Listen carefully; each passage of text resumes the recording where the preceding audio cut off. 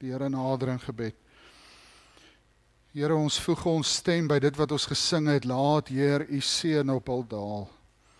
En ons aanbid die Here vir hierdie broeders, en ook hulle eggenotes wat bereid is om in hierdie gemeente diensbaar te wees aan u. Dankie vir hulle lewens, dankie dat ons as kerkraad hulle kon kies, omdat ons die vertroue gehad het, dat hulle lewe met u nie net in orde is nie, maar dat hulle werklik die vrug dra, wat by die bekering pas. Dankie vir hulle ywer vir u, dit wat hulle getoon het, hulle bewustheid, Here, wat u van hulle verwag. Dankie dat u hulle ook by die naam roep, nie net as die kinders nie, maar ook om in die dienswerk te staan.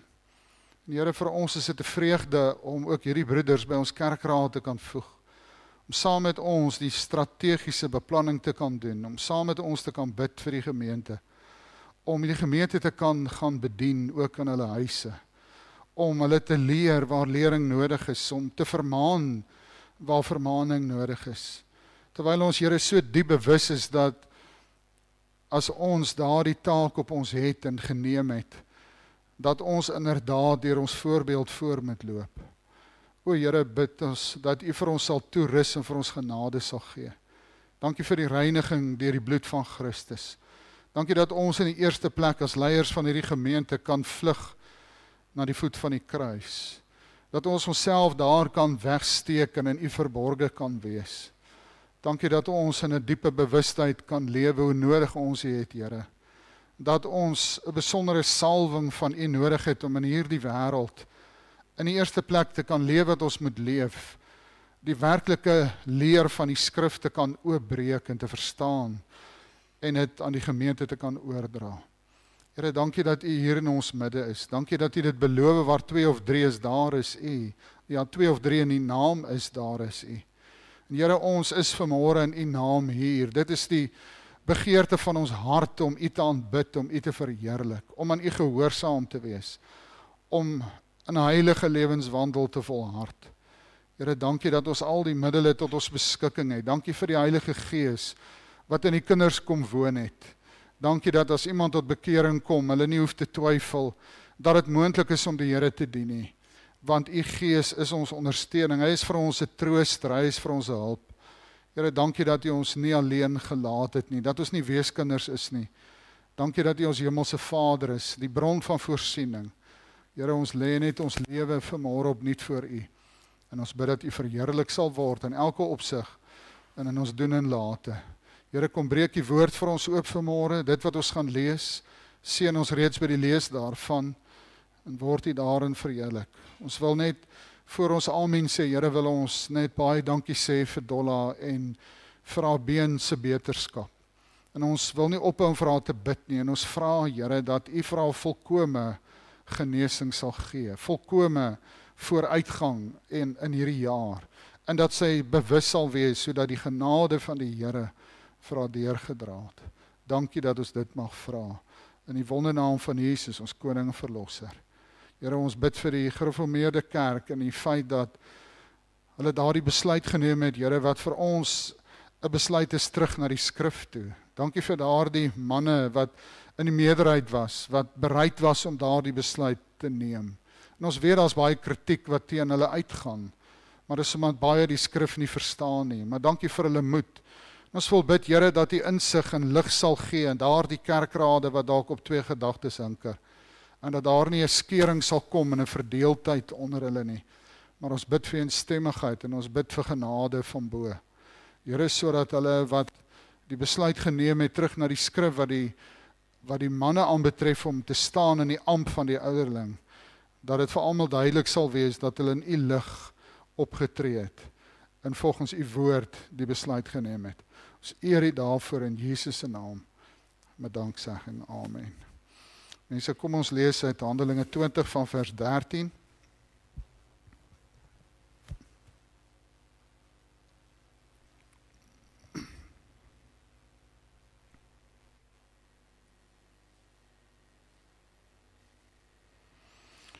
Handelinge 20 vanaf vers 13 lees ek saam met u, maar ons het vooruit op die skip gegaan en afgevaar na Assis, waar ons van plan was om Paulus aan boord te neem, want so het hy dit bestel, omdat hy self te voet wou gaan. Terwyl ons dan in Assis ontmoet, het ons hom aan boord geneem en by Mitilene gekom. En daarvandaan het ons weggevaar en die volgende dag teenoor Chios gekom en die ander dag na Samos oorgevaar en in Trogylon oorgebly en die dag daarop by Melite aangekom.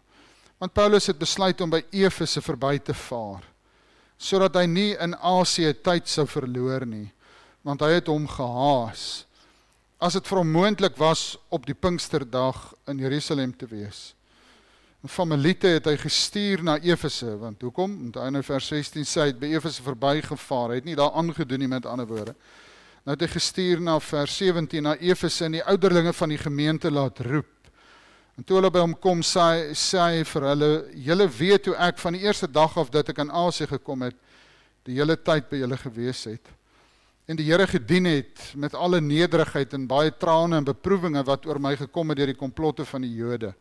Hoe ek niks agtergehou het van wat nuttig is nie, om het aan julle te verkondig en julle te onderrig in die openbaar en in julle huise. Terwyl ek kragtig by die Jode sowel as die Grieke aangedring het op die bekering tot God en die geloof in ons Here Jesus Christus. En kyk, ek gaan nou gebind deur die Gees na Jerusalem, en watter dinge my daar sal oorkom, weet ek nie. Behalwe dat die Heilige Gees in elke stad kragtig getuig en sê dat boeie en verdrukking in my wag. Maar ek bekommer my glad nie en ek ag ook my lewe vir myself nie dierbaar nie, sodat ek met blydskap my loopbaan kan volbring in die bediening wat ek van die Here Jesus ontvang het, om kragtig te getuig vir die evangelie van die genade van God. En nou weet ek dat julle almal onder wie ek rondgegaan en die koninkryk van God verkondig het, my aangesig nie meer sal sien nie. Daarom betuig ek aan julle op hierdie dag dat ek rein is van die bloed van almal, want ek het nie nagelaat om aan julle die hele raad van God te verkondig nie. Gee dan ag op julleself en op die hele kudde waaroor die Heilige Gees julle as opsieners aangestel het, om as herders die gemeente van God te versorg, wat hy deur sy eie bloed verkry het. Want ek weet dit, dat na my vertrek wrede wolwe onder julle sal inkom en die kudde nie sal spaar nie. Ja, uit julle self sal daar manne opstaan wat verkeerde dinge praat, om die disippels weg te trek agter hulle aan. Daarom het julle waak en onthou dat ek 3 jaar lank, dag en nag nie opgehou het, om elkeen met trane te vermaan nie. En nou broeders, dra ek julle op aan God en hy woord van sy genade, wat magtig is om julle op te bou, en julle erfdeel te gee onder al die geheiligdes. Niemand se silwer of goud of klere het ek begeer nie, maar julle weet self dat hierdie hande voorsien het in die behoeftes van my en die wat by my was. Ek het julle in alles getoon dat ons deur so te arbei die swakkes moet help en die woorde van die Here Jesus moet onthou, dat hy gesê het, dit is saliger om te gee as om te ontvang. En na hierdie woorde het hy neergekniel en met hulle saam gebid. Daar het 'n groot geween ontstaan van almal en hulle het Paulus om die hals geval en hom gesoen, veral bedroef oor die woord wat hy gesê het, dat hulle sy aangesig nie meer sou sien nie. En hulle het hom na die skip begelei. Tot daar die kosbare woord van die Here, mag hy dit vanmôre kom seën aan ons harte. Tyd is my geweldige vyand vanmôre, ek sien hoe laat dit is, maar onthou ek begin nou eers. Nou by vorige geleentheid het ek ook uit hierdie gedeelte bietjie korter gelees, dieselfde teks gehad, maar ek het nie eens gaan kyk na die boodskap nie, ek wil my nooit laat beïnvloed om daardie gedagtes net so te kom oordra nie. Ek het nie gaan kyk nie met die doel sodat ek met nuwe insig na hierdie gedeelte kan kyk en u kan bedien vanmôre. Maar die tema wat ek vanmôre vind is uit dieselfde teks van oordeenking, vers 28, wat sê, gee dan ag op julleself en op die hele kudde waaroor die Heilige Gees julle as opsieners aangestel het om as herders die gemeente van God te versorg wat hy deur sy eie bloed verkry het. Gee ag op julleself staan hier. En Paulus is in hierdie gedeelte besig om hierdie ouderlinge te motiveer vir hulle taak. En ons tema is vanmôre motivering aan die opsieners. Motivering aan die opsieners. Dis die ouderlinge. Ons het ouderlinge voorgestel vanmôre en hulle is manne met 'n belangrike plek in God se gemeente. Hulle is belangrik omdat God se woord hulle aanstelling nie voorstel nie, maar beveel. Dis nie net 'n voorstel, doen dit as jy lus het nie. Dis 'n moed. dan moet ouderlinge in 'n gemeente aangestel word. Titus 1 vers 5 sê, om hierdie rede het ek jou in Krete agtergelaat, dat jy nog verder sou regmaak wat oorgebly het. Van stad tot stad ouderlinge sou aanstel, soos ek jou beveel het, sê Paulus vir Titus. So Paulus beveel Titus dit, natuurlik onder inspirasie van die Heilige Gees om ouderlinge aan te stel, want hy sê daar is dinge wat onvoltooid is in Kreta. Daar's dinge wat reggemaak moet word. Daar was 'n gemeente wat deur Paulus se arbeid tot stand gekom het, maar Jesus sê dat hy die groot herder is van sy skape. Hy, die groot herder, stel ander herders aan. Herders vir sy gemeente is nodig. Hy is die groot herder, maar die Here gebruik mense. Baie dele in die woord vertel van die Here wat mense gebruik.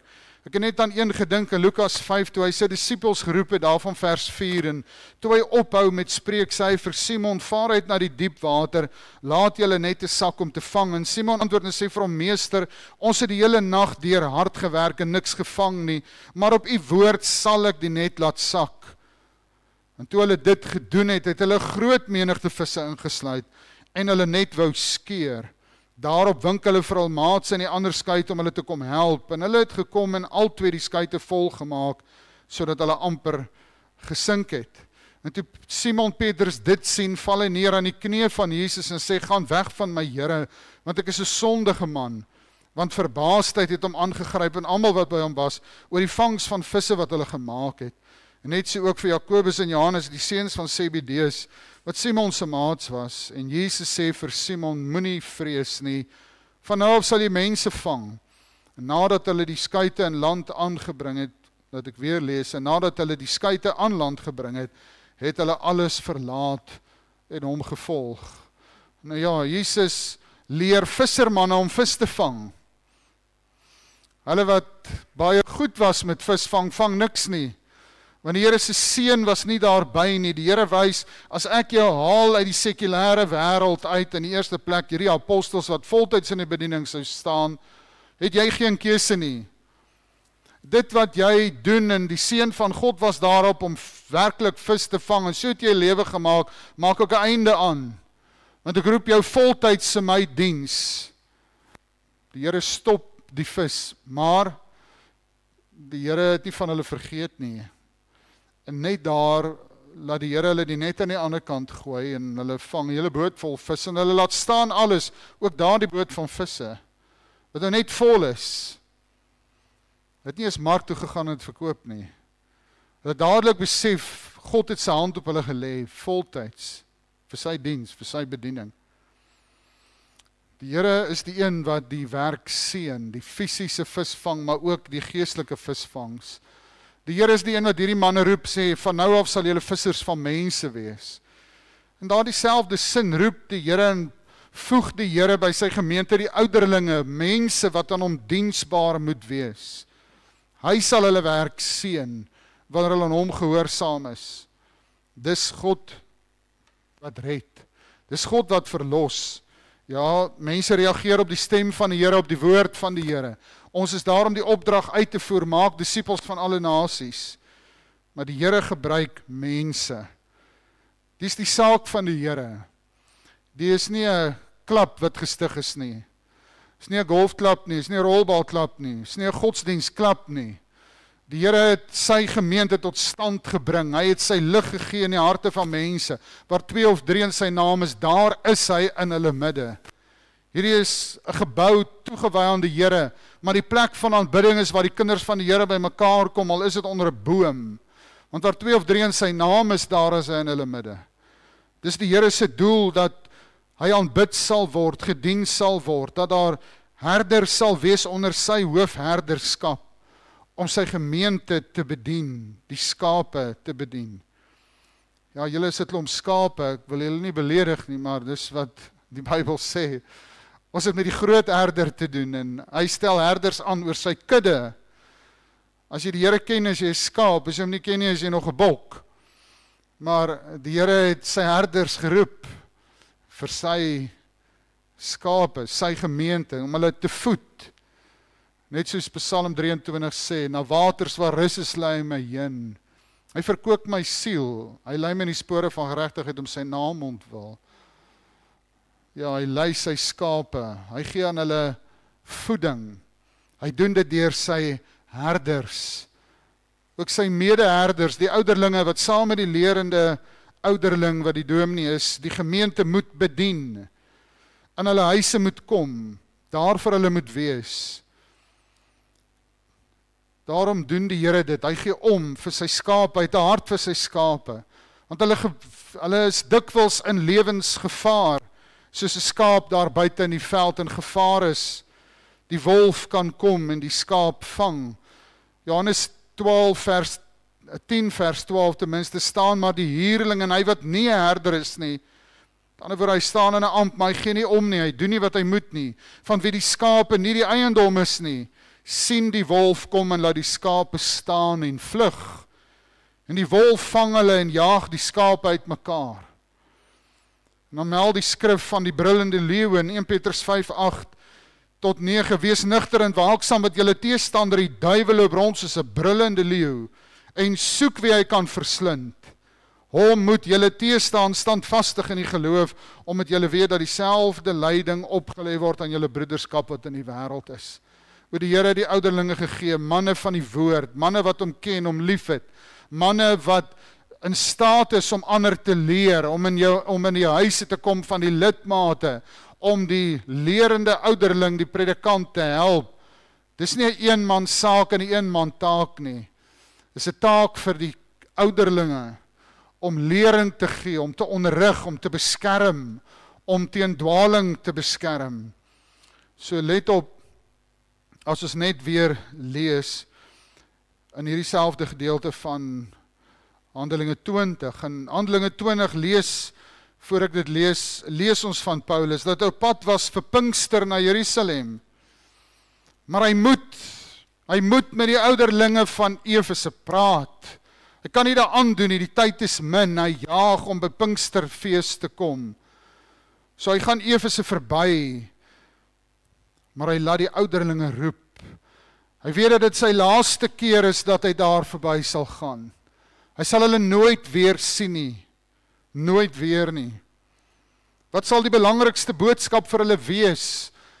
Hy kon per skip gevaar het, maar hy het nie, hy besluit om te voet te gaan. Hy bedink wat sy boodskap sal wees. Hy lê ongeveer 32 kilometer per voet af. Hy laat roep die ouderlinge na Meliti, van Efese na Meliti, waar hy was. Hy het daarheen gereis. Hulle reis verder as sy 32 kilometer. Hulle moet 48 kilometer reis om daar te kom. Hulle doen dit sonder verskoning. Want die Here het vir hulle woord. Dit ons klaar soos 'n kilometer kerk toe moet ry. Hulle lê dit te voet af. 48 kilometer, want God het 'n woord, 'n boodskap vir ons. Let op as ons weer sy woorde lees van vers 13, maar ons het vooruit op die skip gegaan en afgevaar na Assos, waar ons van plan was om Paulus aan boord te neem, want so het hy dit bestel, omdat hy self te voet wou gaan. En toe hy dan in Assos ontmoet het ons hom aan boord geneem en by Mitilene gekom. En daarvan dan het ons weggevaar, die volgende dag teenoor Chios gekom, en die ander dag na Samos oorgevaar en in Trogilion oorgebly, en die dag daarop by Meliti gekom. Paulus het besluit om by Efese verby te vaar, sodat hy nie in Asië tyd sou verloor nie, want hy het hom gehaas om as dit moontlik vir hom was op die Pinksterdag in Jerusalem te wees. So Paulus het self te voet gegaan. Miskien wou hy reflekteer, bedink, hy het 'n boodskap. Sy laaste boodskap in lewende lywe. Beslis gaan hy die belangrikste in sy hart met hulle deel. En is hierdie gesprek van Paulus sy laaste vaarwelboodskap. Sy laaste vaarwelboodskap. 'n Aansporing vir hulle, motivering aan die ouderlinge van Efese, sodat hulle taak en roeping sal verstaan, dit ernstig sal opneem, dit sal uitleef in gehoorsaamheid aan God, want deel van Paulus se gesprek is ook 'n waarskuwing vir hulle en vir die gemeente wat voorlê. Toe ek die boodskap voorberei het ek 3 gedeeltes, hoofgedagtes gesien om met dit te deel. En nadat ek 2 voorberei het, het ek geweet ek moet stop, die tyd gaan my ontbreek. So ek sal die derde gedagte vorentoe met u behandel. Maar ek gaan 2 hoofmomente met u deel. Die eerste is Paulus motiveer hulle deur hulle te herinner aan sy volharding tot dan. Paulus herinner hierdie ouderlinge, kyk na my voorbeeld, maak soos ek gemaak het. Onthou hoe ek gemaak het, hoe het ek gelewe tot hier, hoe het ek opgetree, hoe het ek bedien. Onthou dit, mag dit julle motiveer. So herinner hulle aan sy wandel tot dan, sy bediening tot dan, sy opoffering, sy volharding, sy getrouheid, dat hy bereid was om 3 jaar lang te gedien het. Op 'n vaste basis het hy in Efese gedien, dink daaraan, onthou dit. Herinner hulle dat hy konstant was in sy handelinge met hulle. Hy het nie rondgespring nie, hy het nie van leer verander nie, hy was nie vandag so, môre anders nie. Sy gesindheid was nie vandag so, en môre wonder hulle, hoekom is hy nou so snaaks? Hy het volhard met een boodskap en voorbeeld vir 3 jaar lank. Hy was konstant in sy wandel met God. Met dieselfde boodskap, dieselfde evangelie, in Handelinge 20 vers 18 tot 21, en toe hulle by hom kom, sê hy vir hulle, julle weet hoe ek van die eerste dag af dat ek aan Asie gekom het, die hele tyd by julle gewees het, die Here gedien het met alle nederigheid en baie trane en beproevinge wat oor my gekom het deur die komplotte van die Jode. Hoe ek niks agtergehou het van wat nuttig is nie, om aan julle te verkondig en julle te onderrig in die openbaar in julle huise. Terwyl ek kragtig by die Jode sowel as die Grieke aangedring het op die bekering tot God en die geloof in ons Here Jesus Christus. Ek kon 'n boodskap oor elkeen van hierdie sinsnedes gebring het. Maar hy praat oor sy verlede, hy bring dit na hulle geheue toe. Onthou dit, ek verwag nie van julle iets wat ek nie self gedoen het nie, self geleef het nie. Ek verwag nie van julle om 'n boodskap te bring wat ek nie bereid was om te bring nie.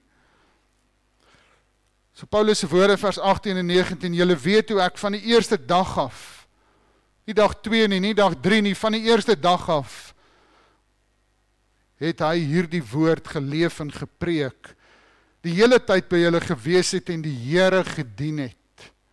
Die Here gedien het. Dis sy getuienis. Hy was nie 'n politieke diplomaat nie. Wonder wat doen hierdie ou hier in Efese? Wonder wat is sy motief nie? Nie van dag 1 af, so sê die Here. Dis sy motief. Dis die boodskap. Aangedring het op die bekering tot God. Wat is die boodskap? Kom tot bekering. Leef 'n heilige lewe, dien die Here. As jy hom nog nie ken nie, hier is die evangelie, hier is die boodskap. Vers 20, niks agtergehou het van wat nuttig is nie. Het is nuttig om die waarheid te hoor, die woord te hoor, die evangelie te hoor, om dit aan julle te verkondig. Die evangelie. En julle te onderrig in die openbaar in julle huise. Lering te gee uit God se woord. Kind van God in die Here se gemeente moet die ouderling toelaat om bedien te word. As jy werklik weet dat dit God se roeping is op hierdie manne, dan moet jy God se roeping aanvaar. Jy moet sê, Here, my hart is oop vir hulle, my hart is oop vir die woord wat hulle aan my gaan bedien. My huis is oop vir hulle. Wat hulle strategie en hulle plan is, dat daar vooruitgang kan wees in my geestelike lewe. My huis is nie toe nie. Ek hou nie my deure gesluit nie, ek kruip nie in die donker weg as ek kom kuier nie. Ek leef nie my lewe eenkant. As hulle afspraak maak, dan sê ek, nee, dankie, ek is reg, moenie bekommer nie. Hulle is welkom in my huis.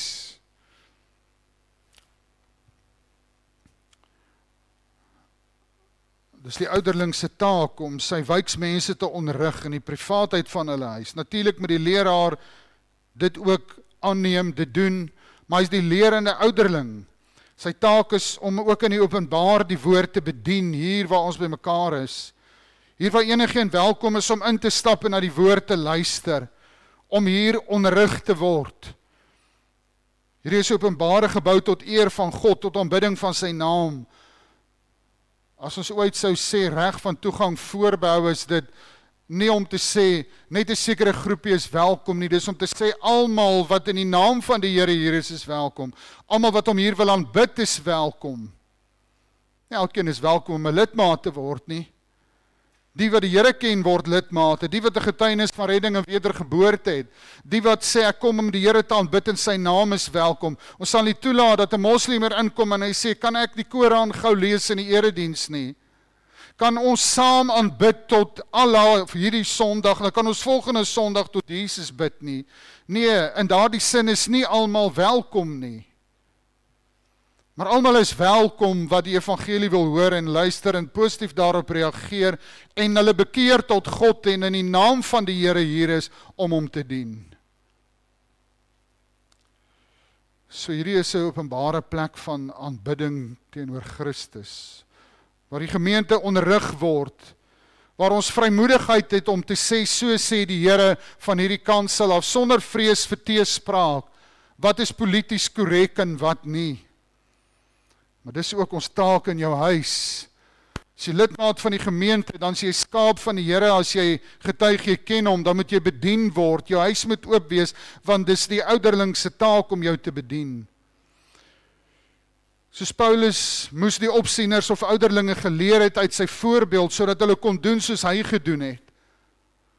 Onthou sy woord aan hulle te Korinte, nie hierdie gemeente Efese nie, maar Korinte, 1 Korintiërs 11:1, wees my navolger soos ek dit ook van Christus is. Ek verwag nie iets van julle wat ek nie doen nie, ek volg Christus, maar ek kan met alle vrymoedigheid sê, wees my navolger soos ek dit van Christus is. Die ouderling moet dit kan sê, dis hoe ek lewe, volg my na, nie die drankbottel nie, nie die dobbelkaartjie nie, maar dit wat ek lewe, ek doen soos Jesus sou doen, volg my na.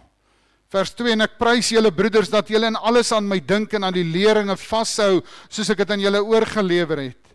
Maar ek wil hê dat julle moet weet dat Christus die hoof is van elke man, en die man die hoof van die vrou, en God die hoof van Christus. Paulus het die Here gedien in sy eie voorbeeld, was vir hulle tot aansporing op dieselfde wyse, moes die ouderlinge se voorbeelde vir die gemeente tot aansporing dien, sodat hulle getrou aan God sal wees, ook in hulle dienswerk wat ons verlede week na gekyk het, Efesiërs 4 vers 12 en 13, daar die doel van hulle dienswerk, die gemeente sin, hoe gaan ons maak, ons het 'n voorbeeld, die ouderlinge, ons weet hoe hulle God dien en lief het, en sonder vrees vir teespraak sy woord bedien, ons gaan ook sy woord sonder vrees vir teespraak bedien, na buite neem. Maak nie saak wat die wêreld sê nie, so sê die Here. Het verbaas my nog altyd dat mense met die idee rondloop, die gemeente hoef nie op dieselfde standaard na te strewe as die ouderlinge of die dominee nie. Hulle kan maar so lewe, dit maak nie saak nie, nee, niemand van ons moet welkom sê vir sonde in ons lewe nie.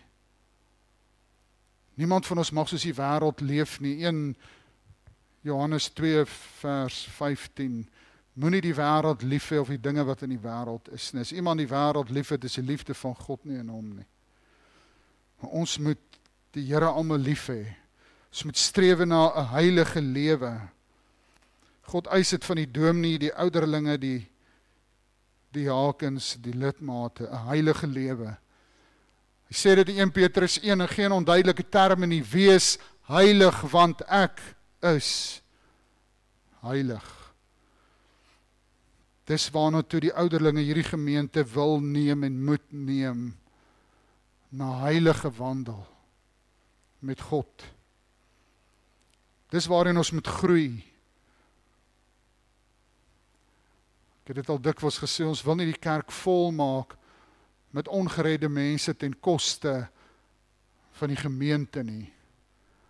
Ons wil hê ongeredde mense moet hier inkom, maar hier moet hulle die waarheid hoor en tot bekering kom, en as hulle dit nie wil tot bekering kom nie, moet hulle wegvlug van die waarheid af, omdat hulle kies om hel toe te gaan.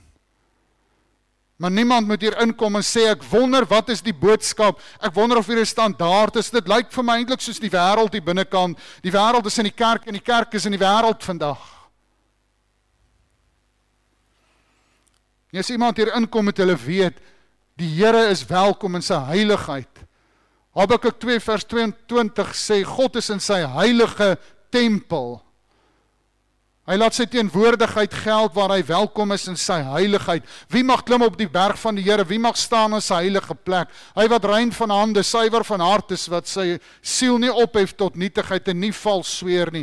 Hy sal seën wegdra van die Here en geregtigheid van die God van sy heil, sê Psalm 24 vanaf vers 3. Matteus 5:13 sê, julle is die sout van die aarde, as die sout laf geword het, waarmee sal dit gesout word? Dit deeg nêrens meer voor as om buite gegooi en deur die mense vertrap te word nie. O mag mense hier inkom en sê, ek het geen respek vir hierdie mense, hulle is sout wat laf geword het, hulle is net goed genoeg om buite gegooi en vertrap te word. Hulle gee geen smaak aan my lewe nie, hulle maak my nie dors na die geregtigheid van God nie. Ek het geen behoefte om met hulle Here te ontmoet nie, want hy het nie 'n standaard nie. Hoe hoor jy die heiligheid stel en die ongeredde dit sien, moet hy tot die besef kom, hoe ver is hy daarvan, sodat hy tot die ontdekking kan kom van sy verlorenheid en sy sonde, sodat hy juis kan sê, ek het God nodig, want ek kan nie daar uitkom nie. Ons moet almal strewe na beter. Matteus 5 vanaf vers 14, julle is die lig van die wêreld, 'n stad wat bo op 'n berg lê, kan nie weggesteek word nie. 'n Mens steek ook nie 'n lamp op, sit dit onder die maat iemand nie, maar op die staander, en dit skyn vir almal wat in die huis is. Laat julle lig so skyn voor die mense, dat hulle julle goeie werke kan sien, en julle Vader wat in die hemel is verheerlik. Het hulle nie die standaard van die skrif nie, moenie jammer voel en sê, ek sal die standaard laat sak, sodat hulle welkom kan voel nie. Wat help het, hulle is welkom in hulle sonde, hulle sien nie hulle sonde nie, hulle word nie gered nie, hulle kom nie tot bekering nie, hulle is vir ewig in die hel, het jy hulle lief gehad, jy het hulle gehaat. Jy het hulle nie lief gehad nie. Niemand kan vir 'n lang naweek hel toe gaan en besluit hulle hou nie daarvan nie. Ons moet strewe om heilig te wees, na beter, die sout van die aarde, die lig van die wêreld, en die leierskap moet voorloop, die voorbeeld stel. 2 weke gelede het iemand my gebel uit 'n ander dorp, en ons gesprek met my, vertel hy my van iemand wat 'n ouderling in 'n gemeente was, waar ek nog nie was nie, so, dis nie een van my gemeentes nie. Ek sê nie, dit kan nie daar gebeur het nie. Ek sê net, hierdie geval was nie daar nie.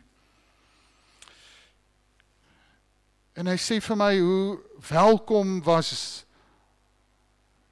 wêreldse ewels in hierdie ouderling se huis. Dis al jare terug, maar hy onthou, die ouderling op die kerkbank het nie 'n heilige lewe geleef nie.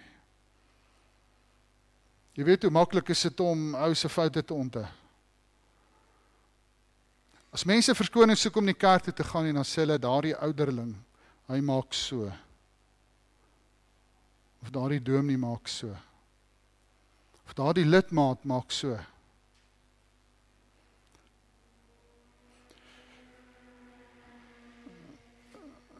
Ons moet vir niemand skiet goed gee nie.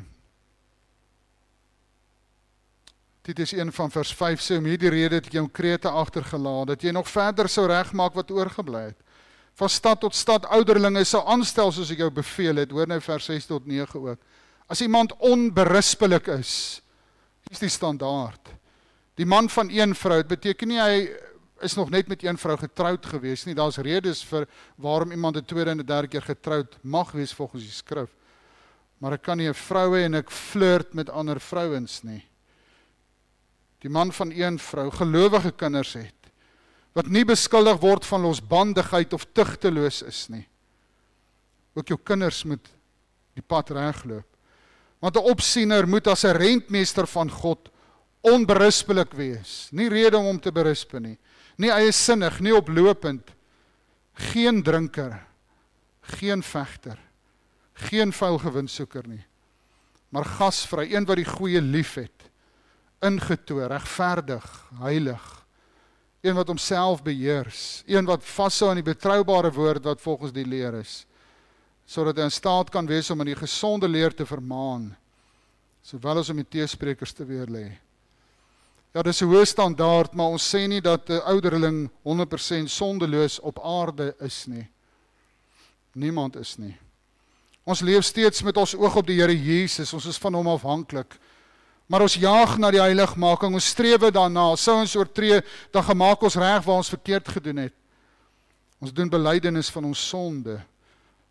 Ons moet die standaard leef en stel, ook om na die kruis toe te gaan as jy gesondig het. Natuurlik is daar gruwe sondes waarin jy nie mag val en steeds dan kan dien nie. In 'n geval nie na jou bekering nie. Daar moet 'n doelbewuste soeke na die Here wees in sy woord. Ons moet jaag na die heiligmaking waarsonder niemand die Here sal sien nie. Moenie sê dominee, jy praat maklik, jy weet nie waartoe ek dikwels in die lewe gaan nie. Ek kan nie so leef nie. Dan sê ek vir jou, waartoe het Paulus gegaan en hy het so geleef? Het jy al deurgegaan waardeur Paulus gegaan het? Hy was verdruk, maar hy het God gedien. Hy het 'n duidelike boodskap voorgehou en dit geleef. Hy skryf hoe dat daar teen hom saamgesweer was. Die Jode het teen hom saamgesweer in elke stad. Hy het dit moeilik gehad, maar hy het volhard in die leer en in die lewe. Handelinge 20 van vers 19, die Here gedien het met alle nederigheid, baie trane en beproewinge. Nie 'n maklike lewe nie. Wat oor my gekom het deur die komplotte van die Jode, hoe ek niks agtergehou het van wat nuttig is nie, om dit aan julle te verkondig.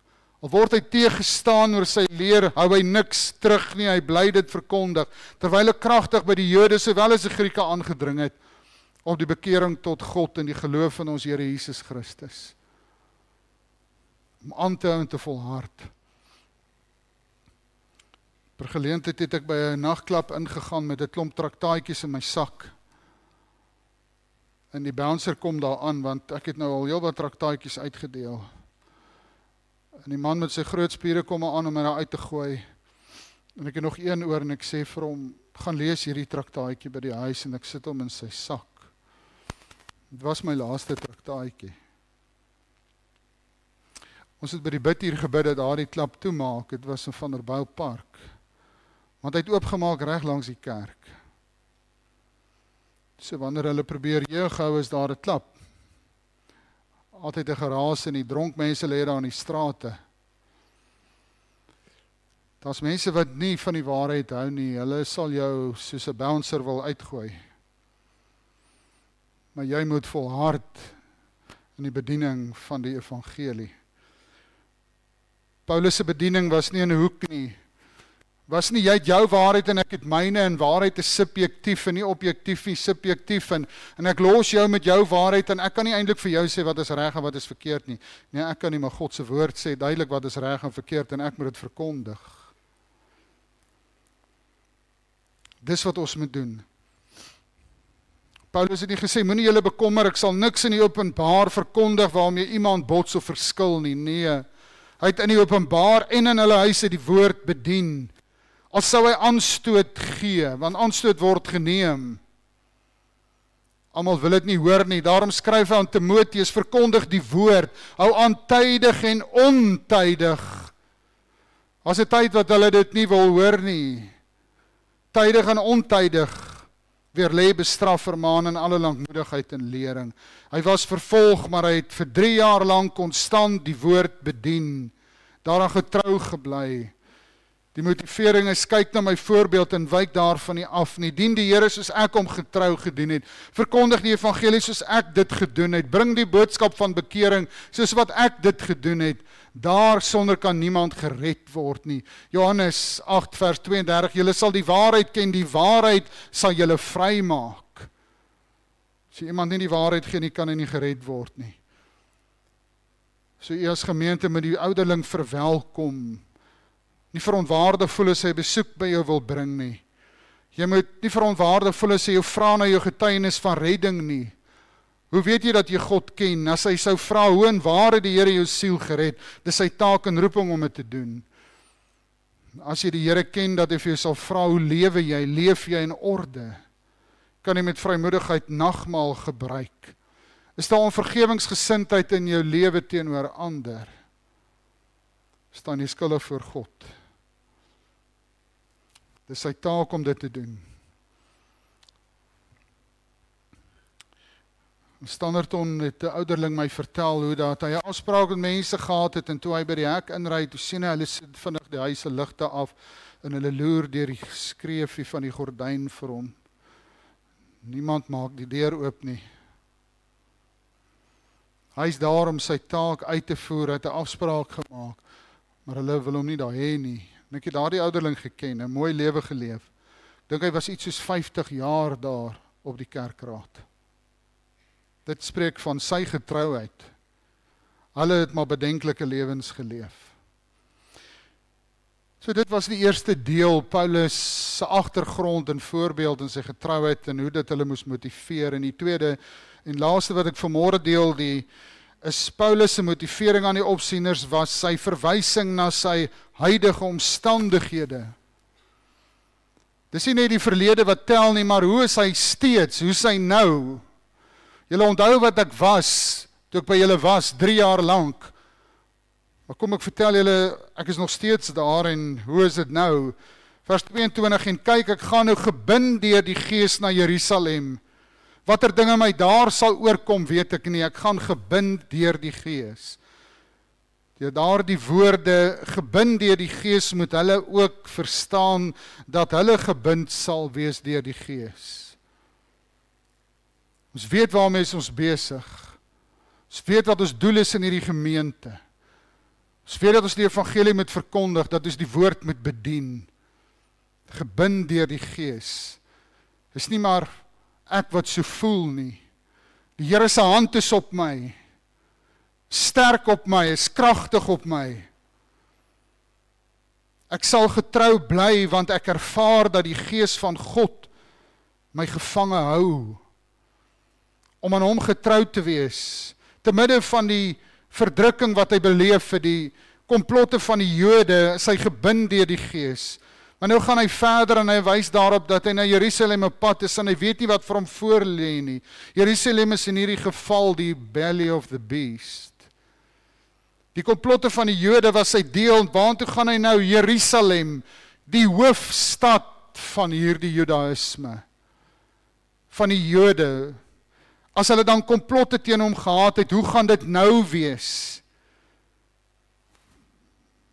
Daar is nog meer Jode. En hulle haat die evangelie. Nie almal wat dit aangeneem het en gered is nie. Het was baie wat dink wat het met al die ander disippels gebeur in Jerusalem met die kerk. Lees Handelinge 8:1-4. Hoe daar 'n groot vervolging onder die gemeente losgebars het. En nou gaan Paulus waarna toe? Na die belly of the beast. Wat wag vir hom? Die dood. Hy weet dit. Ons het gelees, hy sê vir die ouderlinge, en hulle het hom om die hals geval en gesoen en geween, omdat hy vir hulle sê, ek gaan julle nooit weer sien nie. Hulle weet, hy gaan doodgemaak word, maar hy's gebind deur die Gees. Hy hardloop nie weg van sy roeping nie. Gebind deur die Gees. Die Here het sy hand op my gelê, ek kan nie anders nie. Dis nie 'n menslike roeping op my nie, dis God se roeping. Daarom vra ons die ouderlinge om daaroor te bid, as hulle geroep word, dat hulle sal sê, die Here het dit vir my bevestig. Dis God wat sy hand op my lê. Dink aan Paulus reg van die begin af. Toe God Ananias na hom toe stuur, sê Here, maar weet jy wie is hierdie ou? Hy maak vervolg die gemeente. Nee, maar ek roep hom en God wys vir Ananias, ek red hom en hy kom tot bekering.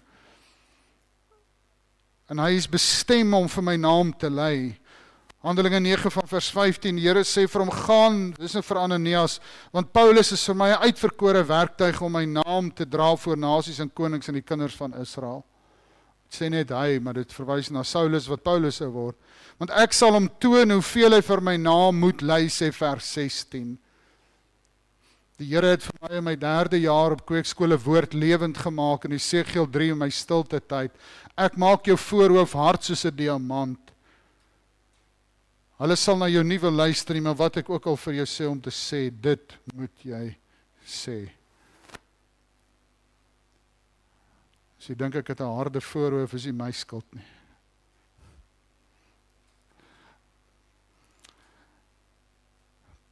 Ek het daaraan gedink, Paulus is die Here se rekkie. Paulus, jy's bestem om vir my naam te lei. Soos 'n rekkie in die weermag, 'n verkenningssoldaat wat weet hy's feitelik elke keer in lewensgevaar. Dis dalk sy laaste missie. Hy's deel van 'n span van 2, 3, hoogstens 5 of 6. Hy weet hy's outnumbered. Maar hy hou koers, hy het sy opdrag, hy het 'n kompas. Soms word hy daar aan die ander kant, die kaplyn word hy altyd afgegooi. Of hy moet per see reis vir 'n opdrag uit te voer. Of hy stap oor 100 kilometer elke dag en dan vir 'n paar dae, tel dit op. Hy hou die prentjie, die doel in gedagte, die wil van sy taak. Paulus het die wil van God, het sy hand op my gelê, is gebind deur die Gees, al sterf ek, kan nie anders nie. Ouderlinge, leer dit van my, sê Paulus. Het die Gees jou gegryp, met dieselfde toewyding om dien. Wees God se verkenningssoldaat. Jy 'n kind van God, jy is die sout van die aarde, jy is die lig van die wêreld. Wees God se soldaat. Want siele is op die spel. Siele is op pad hel toe. Sien die voorbeeld. Lewe dit. Niks anders as totale oorgawe aan die Here is nodig nie. Om hierdie taak uit te voer, bereid om te sterf. Een wat sy hand aan die ploeg slaan en agtertoe kyk, sê die Bybel is nie geskik vir die koninkryk van God nie. Ouderlingskap is nie vir sissies nie. Is nie vir lafaards bedoel nie. Is nie vir die faint-hearted nie. Maar alleenlik vir manne wat bereid is om aan God se Gees oorgegee te wees. Gebind deur die Gees van God. Hoor weer Paulus se woorde. Maar nie net vers 22 nie, vers 27. Vanaf vers 22, en kyk, ek gaan nou gebind deur die Gees na Jerusalem. Watter dinge my daar sal oorkom, weet ek nie. Jy weet ook nie wat lê voor nie. Behalwe dat die Heilige Gees in elke stad kragtig getuig en sê, dat boeie en verdrukkinge my wag. Maar ek bekommer my glad en ek ag ook my lewe vir myself nie dierbaar nie.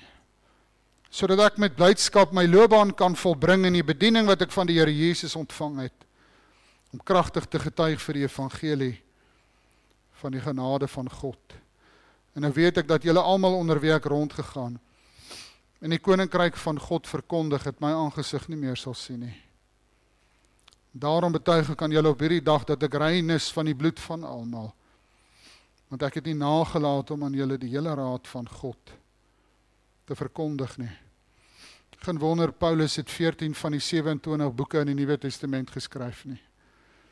Want hy was oorgegee sonder voorbehoud, bereid om vir God te sterf, om te stap in die bek van die leeu,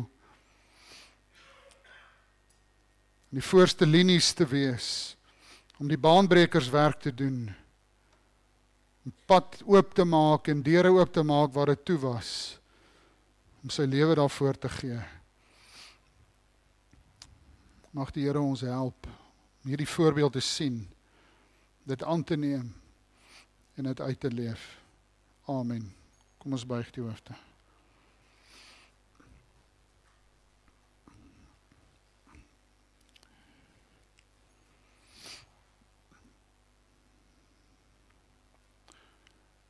Kom ons praat met die Here in stil gebed.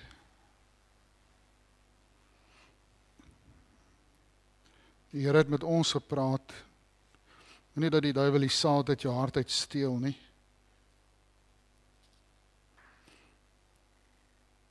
vra die Here om die waarheid van sy woord vir jou lewendig te maak.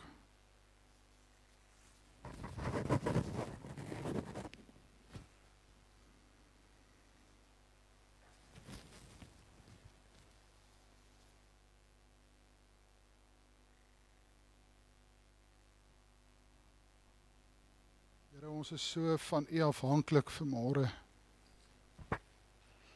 Ons sien die standaard en dit is menslik te hoog.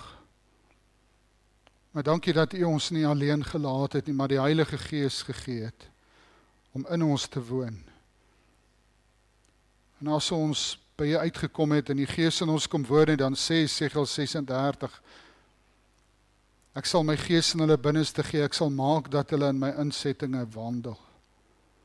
Dankie dat ons deur U Gees die vermoë het om gehoorsame lewens te kan leef, omdat U ons nuut gemaak het. Omdat die Gees in ons kom woon en ons natuur verander het. Dankie dat ons geroep is om U naam te verheerlik. Om sout en lig te wees. Om so te lewe dat die wêreld U kan sien in ons en deur ons. Wees vir ons 'n helper, Here. Om af te lê wat ons nog moet aflê. En om op te neem wat ons nog moet opneem. Om die klere van geregtigheid aan te trek. Om werklik in U oorlog te staan met die swaard van die Gees. Om so te lewe dat siele deur ons lewens gered word. Ons het U so nodig, Here. Dankie dat U nie by ons verbygaan nie, maar U rus ons toe. En U salf ons. En U gebruik ons. Here, wek hierdie gemeente op om vir die ouderlinge te bid. En wek die ouderlinge op om getrou te wees. Om vir hierdie gemeente te bid. En kom voeg, Here, U by die gemeente. Die wat gered is. En hulle wat U nie ken nie, maar U weet hulle het U lig nodig. Stuur hulle hierheen.